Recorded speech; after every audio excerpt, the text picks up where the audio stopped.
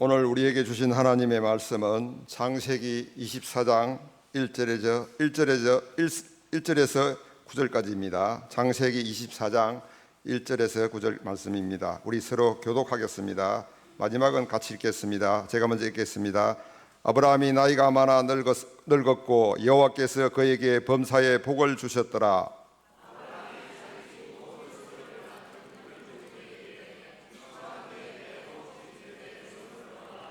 내가 너에게 하늘의 하나님 땅의 하나님이신 여호와를 가리켜 명세하게 하노니 너는 내가 거주하는 이 지방 가나안 족속의 딸 중에서 내 아들을 위하여 아내를 택하지 말고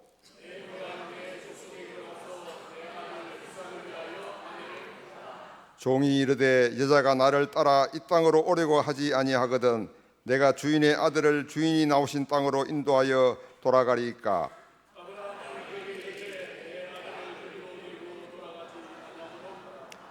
하늘의 하나님 여호와께서 나를 내 아버지의 집과 내 고향 땅에서 떠나게 하시고 내게 말씀하시며 내게 명세하여 이르시기를 이 땅을 내 씨에게 주리라 하셨으니 그가 그 사자를 너보다 앞서 보내실지라. 내가 거기서 내 아들을 위하여 아내를 택할지니라.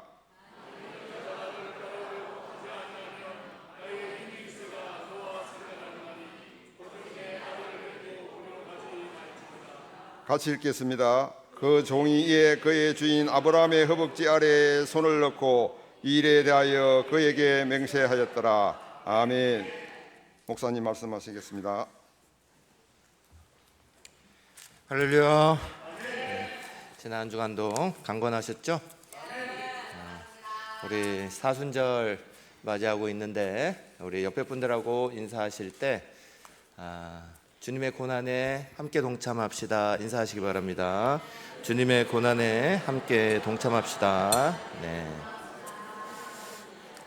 예, 오늘 등록하신 분들이 있으셔서 등록하신 분 소개하고 축복하고 그렇게 하겠습니다.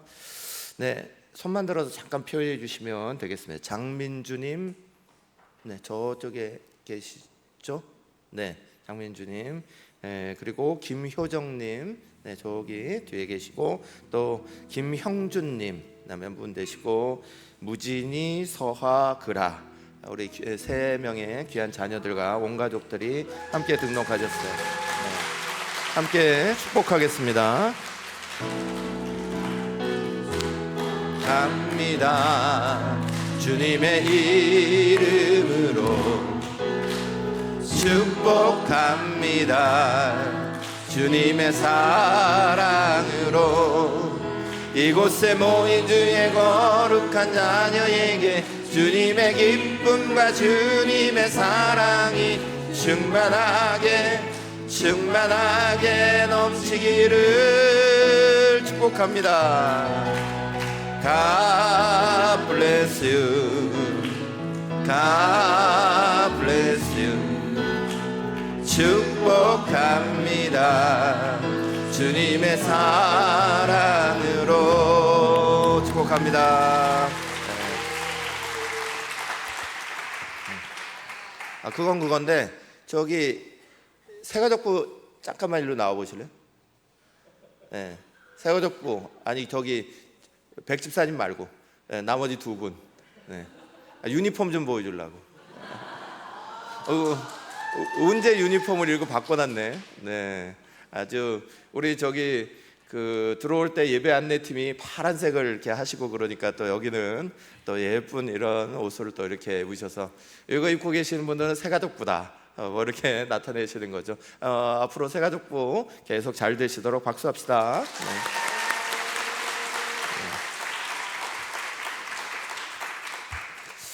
네, 말씀 나누기 전에 잠깐만 광고 조금 드리겠습니다. 주보에 나와 있지 않은 광고 내용이 좀 있어요. 우리가 이제 다음 주까지 거의 아마 시설 개선 공사가 마무리가 될 겁니다. 그리고 나 조금 남아 있는 거 그 다음 주로 넘어가고 또 청소하는 것들을 그 다음 주에 하고 나면 4월 4일 날 우리가 이제 금요일 성령 집회 때 우리 시설개선공사 마무리 잘 돼서 감사하다고 감사 예배를 같이 드리게 될 거고요. 그리고 나면 이제 4월 6일부터는 전체가 이제 정상적으로 다 돌아가게 될 겁니다.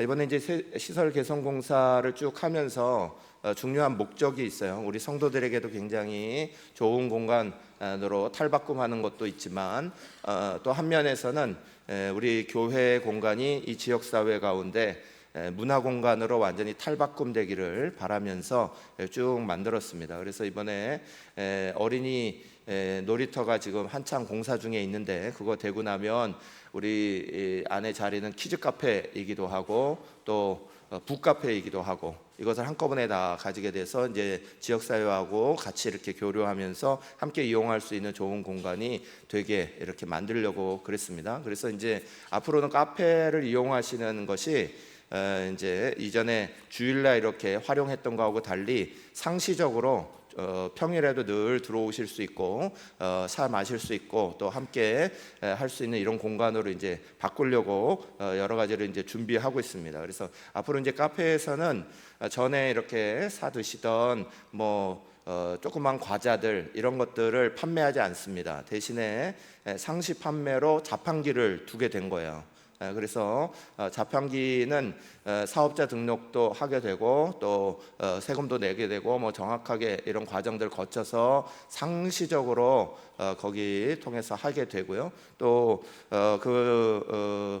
주일에 우리 카페팀은 주일에만 이렇게 이제 나오셔서 봉사하시고 또 이렇게 하시게 되지만 장소는 항상 열려 있게 되니까 그 열린 장소로 사람들이 이렇게 오시게 되면 그냥 아무것도 없이 얼굴만 밍숭밍숭 쳐다볼 수는 없잖아요. 그러니까 이제 차도 마시고 이렇게 과자도 같이 드시면서 이제 담소 나눌 수 있도록 이제 그런 공간이 되게 하려고 자판기가 들어와 있는 거고요. 또 그 옆에 이렇게 이제 물을 찾으시는 분들이 되게 많아서 생수기에서 나오시는 것 말고 페트병으로 돼 있는 이런 것들은 이렇게 이용하실 때 그 적당하게 이용하실 수 있는 헌금을 하실 수 있는 자리로 좀 만들고 또 그리고 이제 카페 공간에도 차를 자율적으로 드실 수 있도록 시스템을 만들어 놓을 겁니다. 그래서 차를 자율적으로 드시고 이쪽에 페트병으로 되어 있는 물 냉장고에 들어가 있는 것을 사용하시고 이럴 때는 이제 그 앞에다가 이건 하나의 값이 얼마입니다 이렇게 안 써놓아요. 거기에는 자율 헌금으로 갑니다.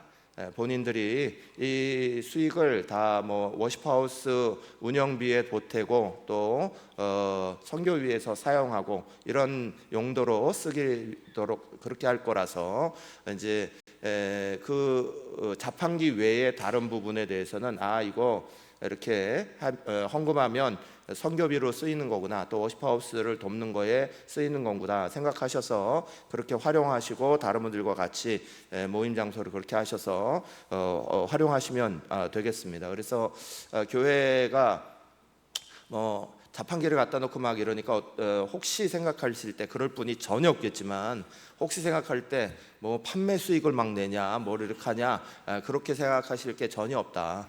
이거 우리 카페에서 하던 것들을 상시적으로 여러분들이 이렇게 오셔서 주중에도 계속 이용하시도록 그렇게 하려고 하니 어쩔 수 없이 이런 장치들을 두어서 같이 이렇게 이용할 수 있도록 또 편하게 이용할 수 있도록 이렇게 여러 가지로 만들게 된 겁니다. 그래서 여러분들 많이 이해하시고 또 잘 활용하셔서 우리 교인들에게도 영적 성장에 좋은 장소가 되시길 간절히 축원하고요.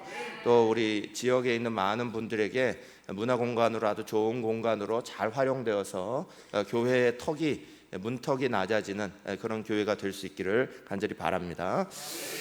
네, 오늘 우리 네 번째 우리 교인들이 꼭 가져야 되는 신앙의 자리. 그래서 지난주부터 종말과 부활 신앙에 대해서 말씀을 나누고 있는데 오늘 종말과 부활 신앙 두 번째 말씀을 나눕니다. 밑에 있는 제목 한번 읽어보실까요? 시작. 주인의 마음을 시원하게 하는 종이 필요합니다. 네, 시대가 악해지고 또 마지막 때에 가면 갈수록 디모데후서에서 말씀하는 것처럼 말세의 징조가 나타나면 나타날수록 하나님은 사람이 고프시게 됩니다. 하나님의 뜻을 실천하고 하나님의 마음을 시원하게 하는 사람들이 꼭 필요한 시대가 되게 됩니다. 많은 사람들이 자기 자신들 때문에 바쁘고 자기의 일에 매여 있고 늘 자기 자신을 돌아보는 것 외에 그 이상의 것들을 보지 못할 때 하나님의 뜻을 실천하고 하나님의 뜻을 가지고 이 땅을 살아가는, 하나님의 마음을 시원하게 하는 그런 사람들이 꼭 필요합니다. 그래서 종말 신앙은 그래서 중요한 겁니다. 우리가 이 땅을 살아가는 것으로 끝나지 아니하고 주님 앞에 반드시 서게 될 텐데, 그것이 개인의 종말 죽음이든 아니면 주님이 다시 오신 전 우주적인 재림이 되건 어떠한 모습이든 종말의 때에 반드시 우리는 주님 앞에 서게 됩니다. 그 주님 앞에 서게 될 때에 우리가 부끄러움 없이 설 수 있도록 우리가 최선을 다해 주님의 일들을 감당하고 왔고, 또 우리가 최선을 다해 하나님의 영광을 드러나고 왔습니다 하고 말할 수 있는 그런 신앙의 모습들이 우리 안에 다 일어날 수 있기를 간절히 바랍니다.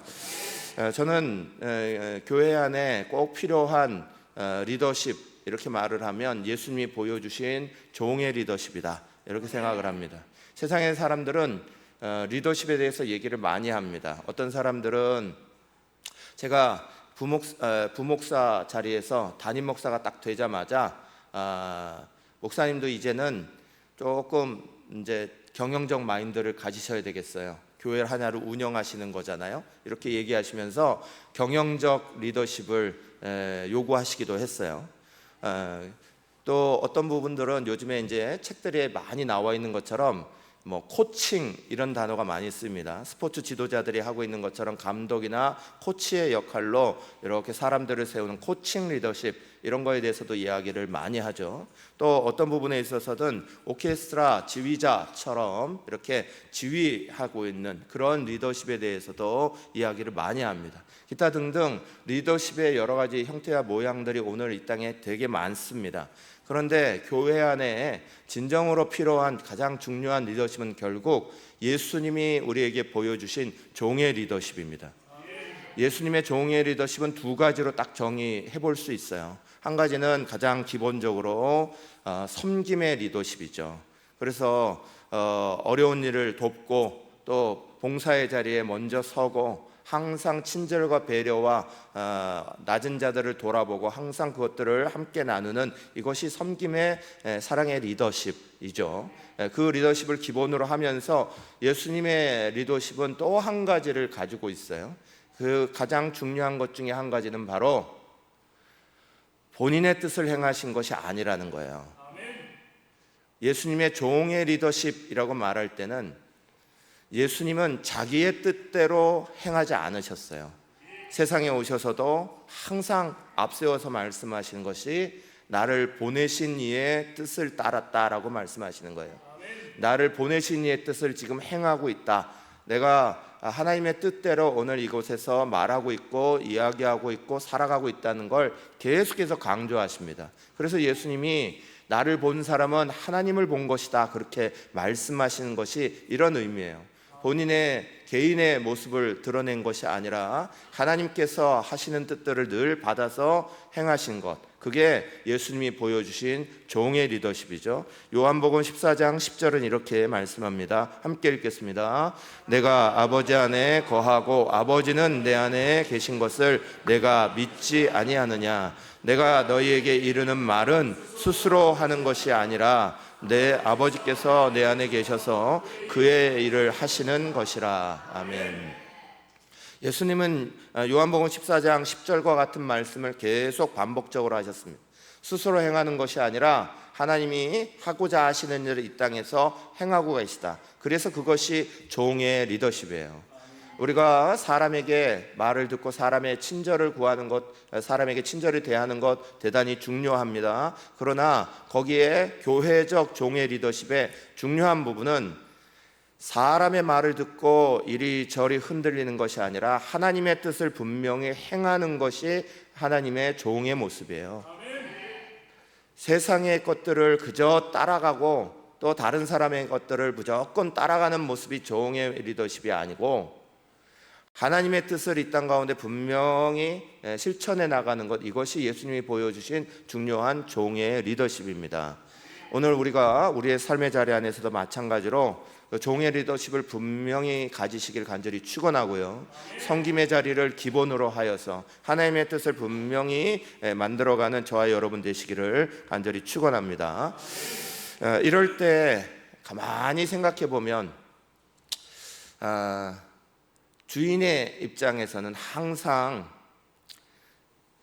일을 잘하는 종들이 있고 일을 그저 그렇게 하는 종들이 있어요.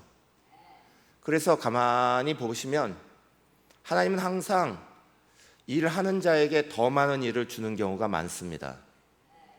그러면 사람들은 이렇게 생각하죠. 왜 나만 이렇게 일들이 매일 쌓여가고 많은 일들이 나에게 있어?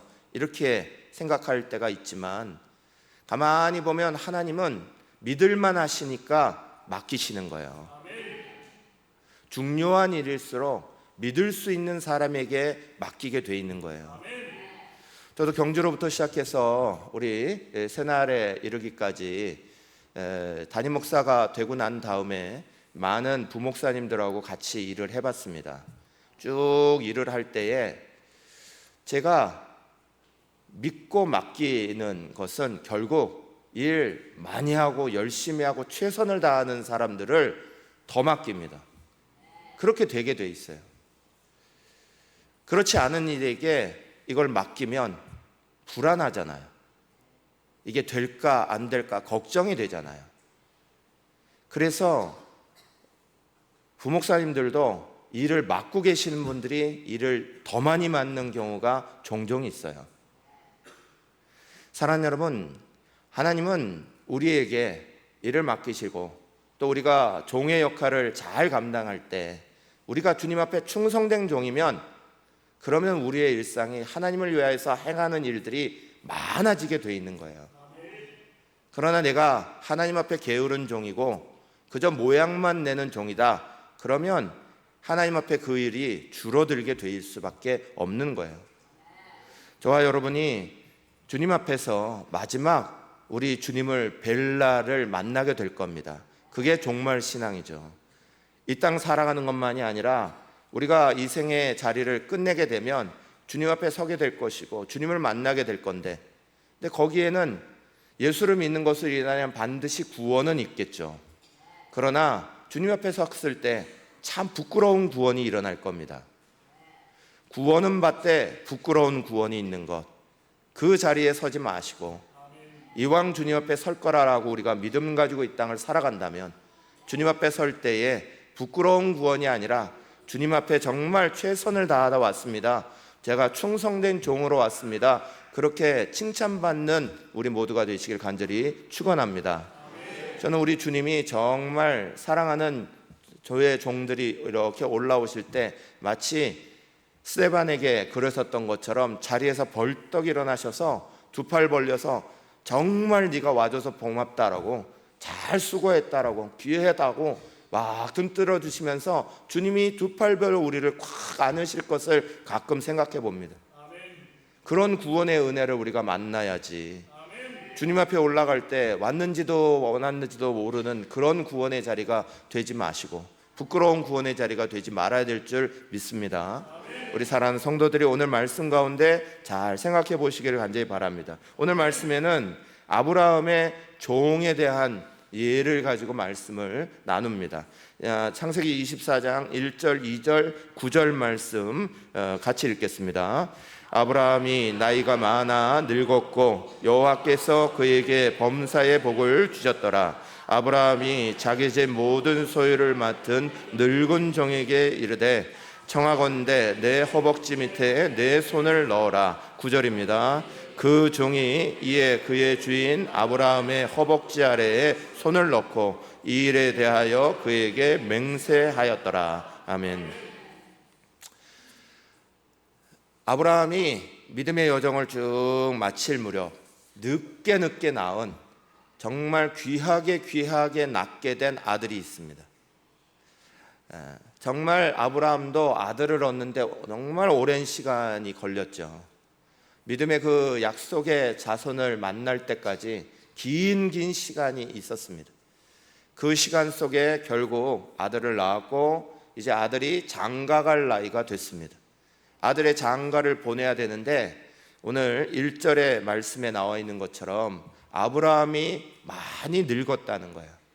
그래서 아브라함이 생각하는 대로 저 멀리 믿음의 사람들이 살고 있는, 하나님을 아는 사람이 살고 있는 이 가나안 땅이 아닌 저 멀리 메소포타미아까지 다시 돌아가서 자기의 친척들 중에, 자기의 믿음의 사람들 중에서, 믿음의 족속 중에서 좋은 믿음의 배필을 구해서 오고 싶은데 본인은 나이가 들어서 그 멀리까지 갈 수가 없었습니다.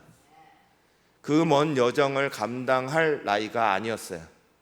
그러니 그때에 아브라함은 가장 믿을 만한 그 귀하고 귀한 아들의 배필을 구해주는 것이기에 직접 가야 마땅하겠지만 직접 갈 수 없으니 그 가장 귀중한 일을 한 종에게 맡깁니다. 그런데 이 종은 어릴 때부터 늘 집안의 모든 일을 다 맡고 아브라함과 함께 그 모든 여생을 같이 해온 종이에요. 우리는 이 종을 추정하기로 창세기 12장 2절의 말씀에 보면 아브라함이 아들을 못 낳았을 때 하나님이 이렇게 부르실 그때에 믿을 수가 없어서 처음에 이런 이야기 합니다. 상속자로 이 다메섹 사람 엘리에셀이나 상속자가 되게 해주시면 좋겠습니다. 이런 말을 해요. 다메섹 사람 엘리에셀이라는 사람은 종이에요. 그러나 그 종이 얼마나 성실하게 충성되게 잘했으면 아브라함이 아들을 낳을 수 없다라고 생각했을 때 나의 상속자로 이 사람이 되었으면 좋겠습니다. 하나님 앞에 그렇게 추천할 만한 그런 사람이었어요. 그러다가 이삭을 낳게 되고 그 종이 쭉 자라나면서 함께 그 집안의 모든 일을 감당하게 되고 가장 중요한 자리가 되니까 결국은 누구를 시키냐? 가장 믿을 수 있는 충성된 그 사람을 보내게 되는 거예요. 사랑하는 여러분, 우리가 하나님 앞에 부름받고 하나님의 일을 할 때도 마찬가지입니다. 끝까지 충성되고 끝까지 주님을 향해 믿음으로 나아가는 사람을 하나님은 참 기뻐하시는 거예요. 오늘의 시대는 참 하나님 알고 하나님의 뜻대로 살아가기 어려운 시대죠. 자기의 모습이 강하고 내 뜻이 강하고 내가 해야 되는 수많은 일들이 많고 늘 분주하고 바쁘다, 늘 그렇다 얘기하는데 그 속에서 하나님의 마음을 정말 시원하게 할 그런 신실한 사람을 주님은 오늘도 찾고 계시는 거예요. 아브라함은 믿음의 여정을 쭉 지나면서 아주 중요한 성경적이고 신앙적인 원칙을 가지게 됐습니다. 이게 며느리를 딱 구하는 데 있어서 가장 중요한 이제 믿음의 자손을 이어가야 되는데 그 들어와야 되는 사람에 대한 믿음을 이렇게 갈 때 제일 중요한 원칙을 딱 세웠어요. 3절 하반절부터 4절 6절의 말씀에 보면 이렇게 되어 있습니다. 너는 내가 거주하는 이 지방 가나안 족속의 딸 중에서 내 아들을 위하여 아내를 택하지 말고 4절 내 고향 내 족속에게로 가서 내 아들 이삭을 위하여 아내를 택하라. 6절 아브라함이 그에게 이르되 삼가 그 내 아들을 그리로 데리고 돌아가지 아니하도록 하라. 종에게 얘기를 하는데 아주 중요한 원칙이 있어요. 절대 이 땅에서 하면 안 된다. 여기에 있는 족속들은 아직 하나님을 모른다는 거예요. 그래서 믿음의 역사를 이룰 수 없다. 그러니까 여기에 있는 족속을 아내로 삼아서 데려오면 안 된다. 또 다른 한 가지, 그 메소포타미아 땅까지 가서 다시 내 아들을 그리로 데려가지 말고 내 아들이 이 땅을 떠나지 아니하도록 그쪽에 있는 아내가 이리 와서 이 땅에서 이 땅을 떠나지 않고 살 만한 사람을 구해와라. 이게 원칙이었어요. 왜냐하면 하나님이 그렇게 약속하셨으니까.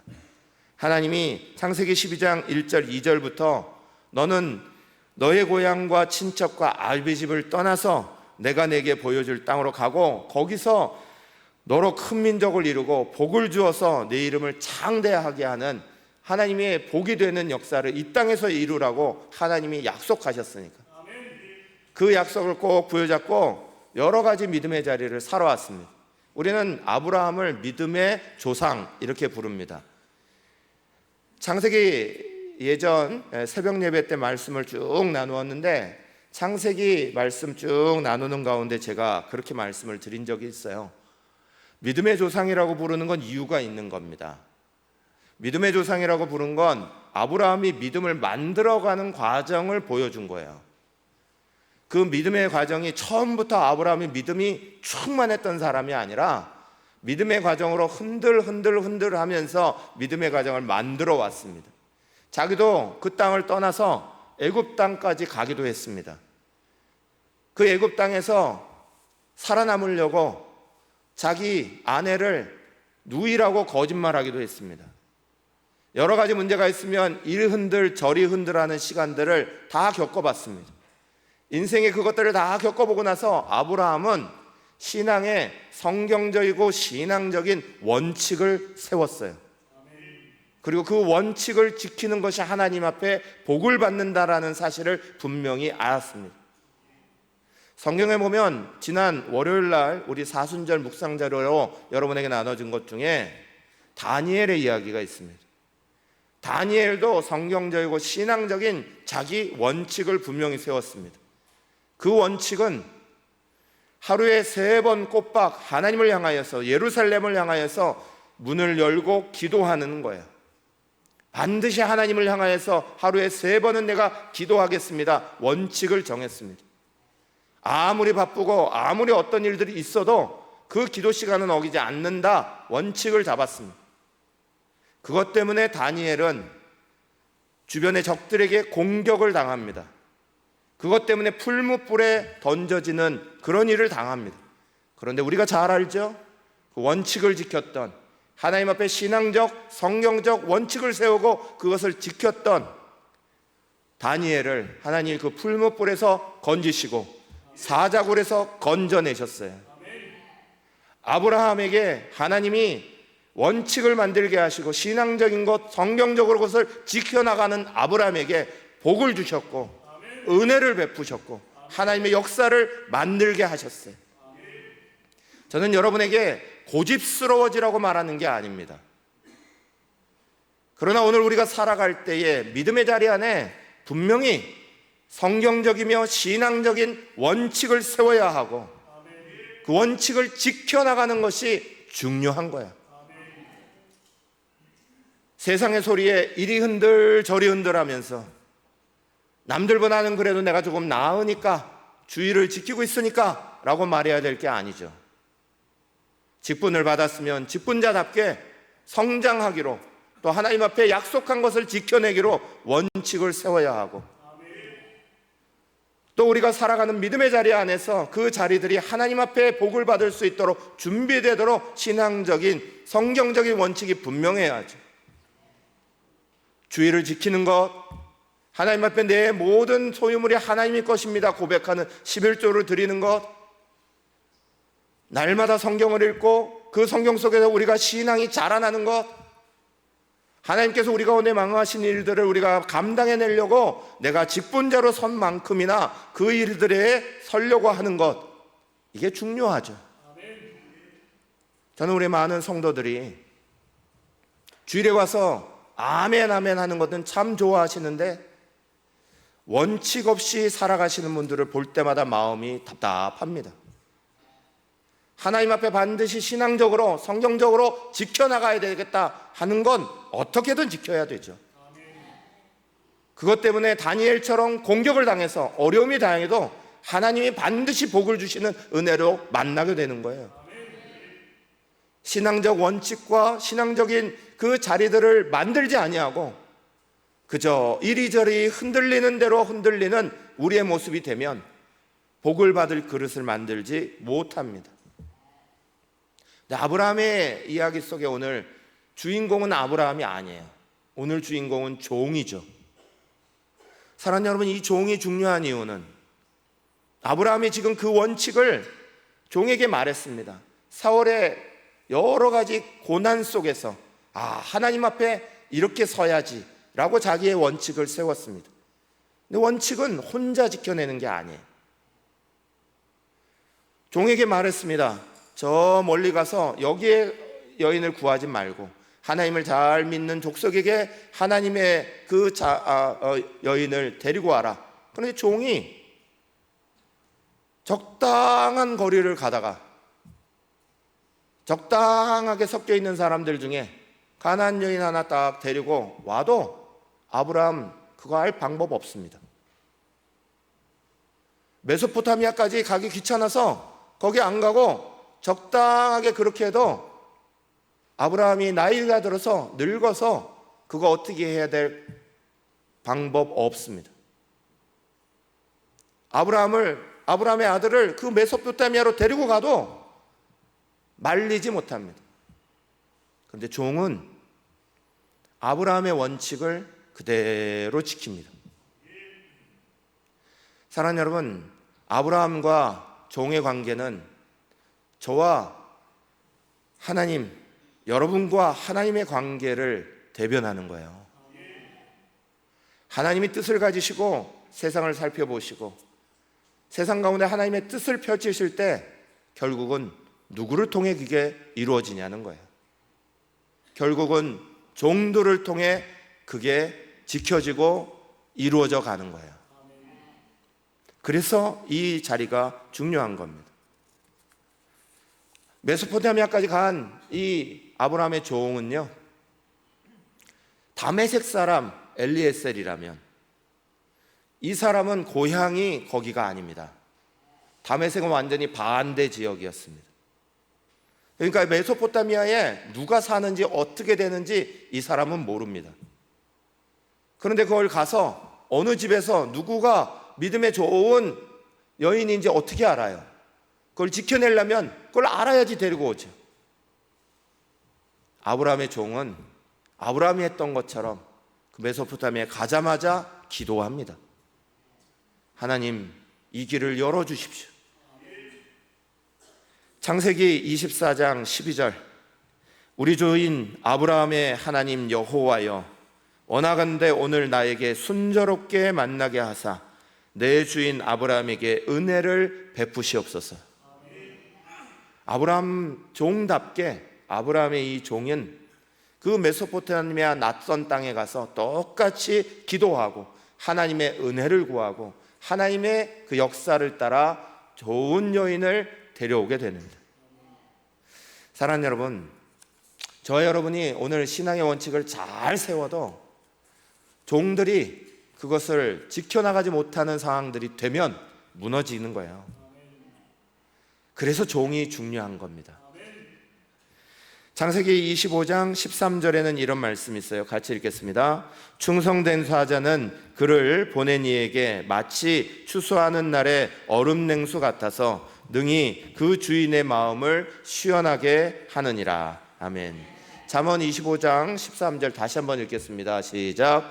충성된 사자는 그를 보낸 이에게 마치 추수하는 날의 얼음 냉수 같아서 능히 그 주인을 마음을 시원하게 하느니라. 아멘. 오늘 살아가는 우리 저와 여러분 모두에게는 우리가 종말의 때에 주님을 만나고 주님을 반드시 서게 될 때에 이 땅 가운데 정말 주님의 마음을 시원하게 한 그 종의 모습으로 주님 앞에 설 수 있는 사람들이 되기를 저는 간절히 축원합니다. 우리가 지난주에도 읽었지만 오늘 다시 한번 읽을 거 디모데후서 3장 1절에서 5절 말세의 때를 이렇게 말하잖아요. 너는 이것을 알라. 함께 읽겠습니다. 말세에 고통하는 때가 이르러 사람들이 자기를 사랑하며 돈을 사랑하며 자랑하며 교만하며 비방하며 부모를 거역하며 감사하지 아니하며 거룩하지 아니하며 무정하며 원통함을 풀지 아니하며 모함하며 절제하지 못하며 사나우며 선한 것을 좋아하지 아니하며 배신하며 조급하며 자만하며 쾌락 사랑하기를 하나님 사랑하는 것보다 더하며 경건의 모양은 있으나 경건의 능력은 부인하는 자니 이 같은 자들에게서 내가 돌아서라. 아멘. 세상의 마지막이 가까울수록 이런 모습이 우리 속에 계속해서 일어나고 있고, 그 속에서 주님은 정말 얼음 냉수처럼 시원하게 주님의 마음을 시원케 하는 사람을 늘 찾고 계시는 거예요. 저는 우리 사랑하는 교회에 우리 귀한 봉사자들이 얼마나 멋진지 많이 생각합니다. 토요일마다 그 귀한 시간을 다 내고 와서 토요일 저녁을 다른 데 가지 않고 열심히 연습하는 찬양팀이 주일에 찬양을 이렇게 멋지게 만들고 있잖아요. 매번마다 식당에서 땀을 뻘뻘 흘리시면서 만드시는 그 식사로, 또 남자 집사님들은 와이셔츠 입고 오신 그 자리에 뒤에 땀이 뻘뻘 흘려도 높이도 맞지 않는 그 싱크대에서 설거지를 열심히 하시면서 땀을 흘리고 계시잖아요. 주차 봉사 하시는 분들, 미디어 팀 아래 위에서 정신없이 순간순간마다 초 단위로 이거 다 찾아 하시면서 만들고 계시고, 쇼츠를 하시는 집사님은 일을 하시면서도 쫓아나와가지고 쇼츠 하느라고 사람이 오가는지 막 정신없을 정도로 그걸 열심히 만드셔서 매번마다 쇼츠 좋은 영상이 우리 그 자리마다 다 올라오고 있고, 그거 엄청난 수고죠. 지난주에는 도서봉사부가 아이들 저거 거칠거칠한 거 잘못하면 다친다고 월요일 밤에도 수요일 밤에도 다 나오셔갖고 안수 집사님들하고 그거를 다 뭐라고요? 빼빠가 아닌데 사포? 아니에요. 그 하여간 가는 작업이 있어. 다 갈고 거기에 베니시 작업 다 칠하고 지금 만져보면 맨들맨들 부드럽게 그걸 다 만들어 놓으셨어요. 월요일 밤에도 수요일 밤에도 밤 11시 그 넘게까지 그걸 계속 하고 계시는 모습 볼 때마다 감동이죠. 하나님 앞에 그렇게 충성스럽게 감당하시고 그것들을 하려고 누가 보던 누가 안 보던 그거 하고 계시는 거 얼마나 아름다운 모습들이. 반면에 참 안타까운 모습도 많아요. 우리 교사의 자리 지금 열심히 수고하는 교사 선생님들이 얼마나 감사한지 몰라요. 그러나 점점 연령대가 낮아집니다. 연륜 있고 성경책 지식이 많으시고 교사 경험이 많으신 분들이 자꾸 뒤로 빠집니다. 교사 힘드니까요. 어려우니까요. 자꾸 뒤로 빠져버립니다. 우리 교회만 그러냐? 아니요. 전국적으로 그래요. 우리 교단이 전국에서 장자교단으로 큰 교단입니다. 그런데 우리 교단에 10여 년 전에 이미 교회 학교들을 다 조사해 보니까 전국 교회의 50%가 교회 학교가 없어요.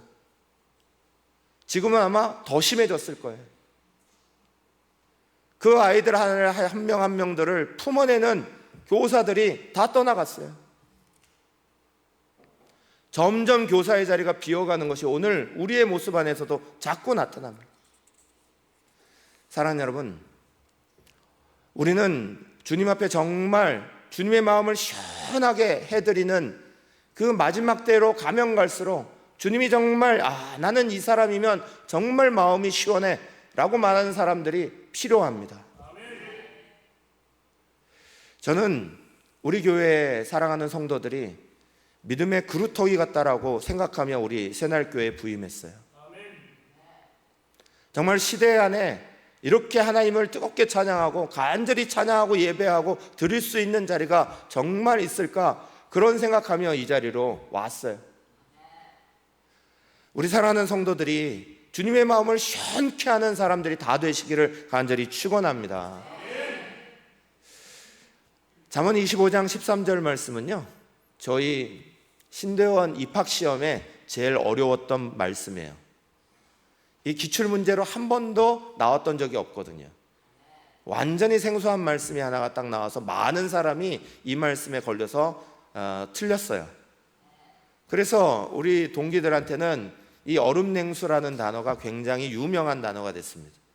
저희 동기 목사님들이, 나이도 똑같은 동기 목사님들이 한 10대분 정도 우리 동기들 중에 있는데, 저희가 졸업하면서 모임을 만들었어요.